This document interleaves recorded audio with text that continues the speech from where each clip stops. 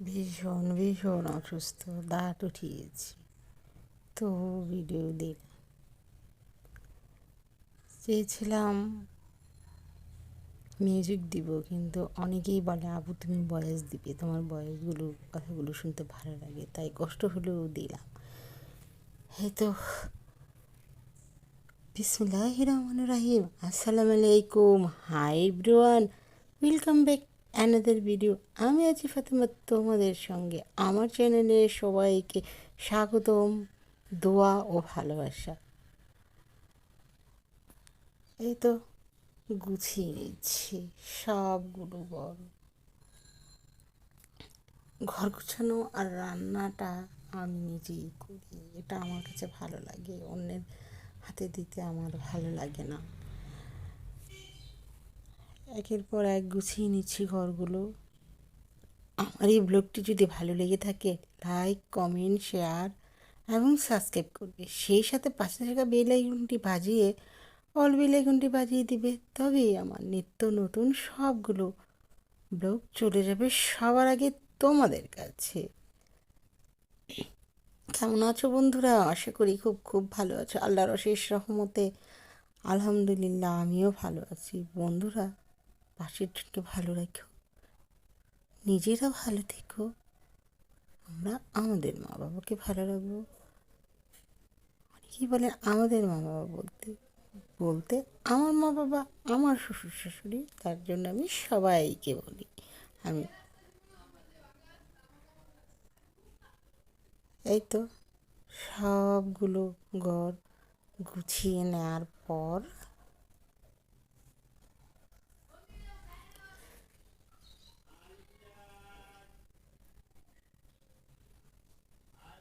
সবগুলো ঘর গুছিয়ে নেওয়ার পর চলে এলাম রান্না বান্না।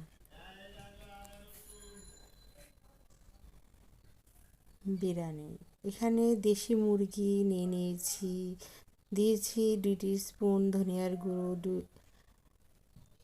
হলুদের গুঁড়ো চায়না বিরিয়ানির সাথে 1 টেবিল স্পুনের 4 ভাগের 1 ভাগ দিয়েছি মরিচের গুঁড়ো কালারের জন্য, আর দিয়েছি আমারই তৈরি করা বিরিয়ানির মশলা, আর দিয়েছি তেল। বিরিয়ানির মশলা দিয়েছি 1 টিস্পুন, দিয়ে ম্যারিনেট করে রেখে দিয়েছি প্রায় আধা ঘন্টার মতো, আরও বেশি রাখতে পারলে ভালো, কারণ আমি অসুস্থ, ঝটপট করে রান্না করে চলে এসেছি। এখানে আমি হাফ কাপের মতো পেঁয়াজ, হাফ কাপের মতো তেল দিয়ে আমি পেঁয়াজটা ভেজে নিচ্ছি। এই পেঁয়াজটা ভেজে নেওয়ার সময় খুব সুন্দর একটা ঘ্রাণ আসে। আর এখন এই যে তেজপাতা, গরম মশলা দিয়ে দিলাম, এটা নাড়াচাড়ার পর আরও সুন্দর একটা ফ্লেভার আসবে। এবং পেঁয়াজটা ভাজা হয়ে গেছে, ম্যারিনেট করা মাংসটা আমি দিয়ে দিয়েছি। এখানে একটু গোলাপ জল দিয়ে দিচ্ছি, দিয়ে নেড়ে চেড়ে নিয়েছি, তাহলে গোলাপ জলের ঘ্রাণটা মাংসের মধ্যেও আসবে। এখানে আমি একটু দই দিয়ে দিচ্ছি। দই আমি প্রায় 3 স্পুনের মতো, 4 চামচের 3 স্পুনের মতো দিয়ে দিয়েছি। আমি এখানে 1 কাপ দুধ দিয়ে দিয়েছি, সাথে দিয়ে দিলাম লবণ। আগে লবণটা না দেওয়ার কারণ হচ্ছে মাংস গলে যায়, এই জন্য আমি সবার শেষে লবণটা দিই, এতে খাওয়ার কোনো সমস্যা হয় না। আর এইভাবে আলু ভেজে নেব, তেলের মধ্যে রং দিয়ে দিলে, ভেজে নিলে পুরোটাই আলুর মধ্যে রংটা চলে আসে, দেখতে ভালো লাগে। আলুটা আমি আগে হাফ সিদ্ধ করে রেখেছি, তো আমার মাংসটা রান্না হয়ে গেছে। দেশি মুরগি কি আর থাকবে তার মধ্যে।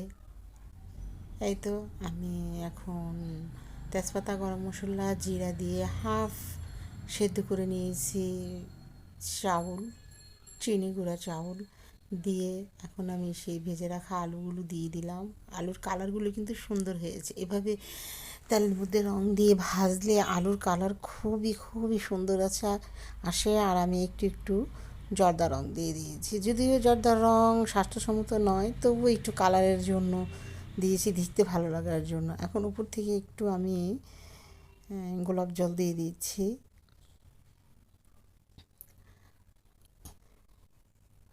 মানে কেওড়া গোলাপ জল, আর আরেকটা গোলাপ জল আছে, সেটার নাম আমার এখন মনে আসছে না। দুটো মিলিয়ে একটি গোলাপ জলের বোতল পাওয়া যায়। আগে অবশ্য পাওয়া যেত না, এখন আমাদের এদিকে পাওয়া যায়, তাই দুটো আর এখন কিনতে হয় না, একটার মধ্যে দুটি মিলানো থাকে।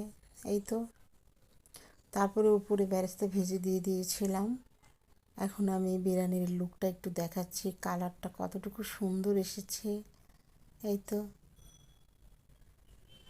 কেউ চাইলে অন্য মাংস দিয়েও করতে পারে, সবাই যে যে মাংস খেতে পছন্দ করে সে মাংস দিয়ে এই কাচিটি তৈরি করতে পারবে। এবং আমি একটু উল্টে পাল্টে দেখিয়ে দিলাম যে কালার এবং দেখতে কতটা সুন্দর হয়েছে, খেতেও কিন্তু বন্ধুরা অনেক মজাদার ছিল।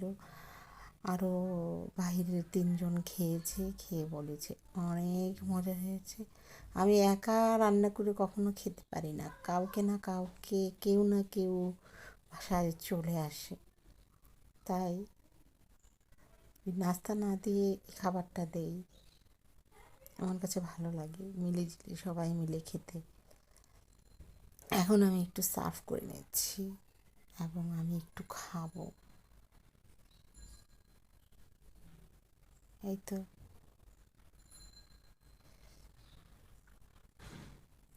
দেখতে কিন্তু অনেক সুন্দর হয়েছে, আর খেতে ভীষণ ভীষণ মজার হয়েছে সত্যি। এভাবে তোমরা একবার ট্রাই করে দেখতে পারো, হয়তো বা ভালো লাগবে।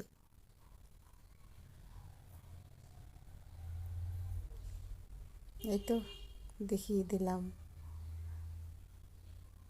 আর আমরা সবাই মিলে 5 ওয়াক্ত নামাজ পড়বো, তাহাজ্জুদ পড়বো, নফল পড়বো, সততা থাকার, নামাজ পড়ার। আমাদের যে ছোটো ছোটো বাচ্চাগুলো, তাদেরকে সব জীবন এটাই, নামাজ পড়তে হবে, কোরআন পড়তে হবে। তারপর ফ্রাইড রাইস বললাম, যেহেতু মেহমানও এসেছে, 2টি আইটেম করেছি, আরও পরে মেহমান চলে এসেছিলো।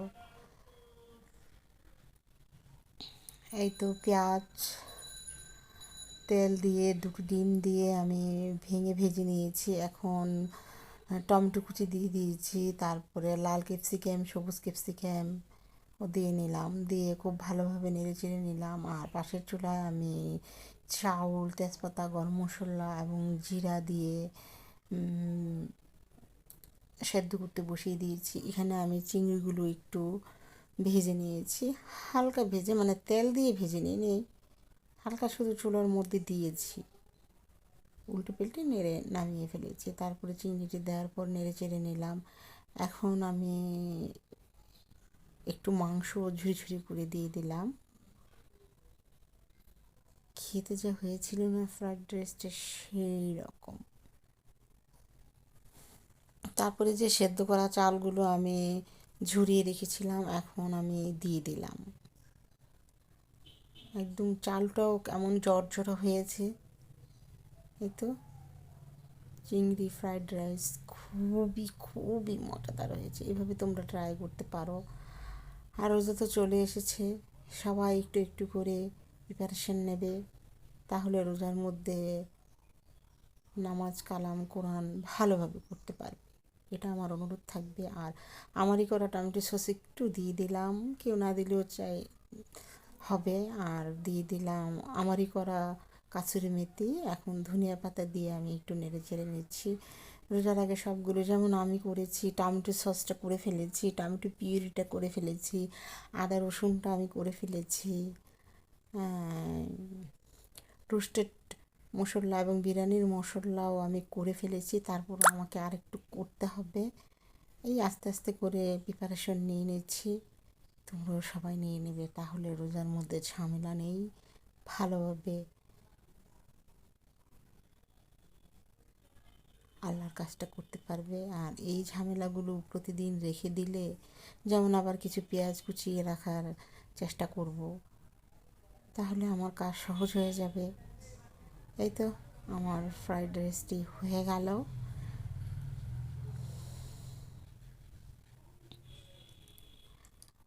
খুবই খুবই খুবই ইয়াম্মি হয়েছে আমার ফ্রাইড রাইসটি।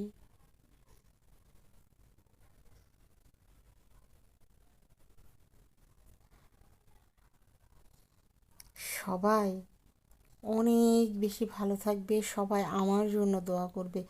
আমি সবার জন্য দোয়া করব যেন সবাই অনেক বেশি ভালো থাকে, আর এই রোজায় সবাই যেন বেশি বেশি করে ইবাদত করতে পারে। এই দোয়া রইল সবার জন্য। সবাই খুব বেশি ভালো থাকবে। আসসালামু আলাইকুম।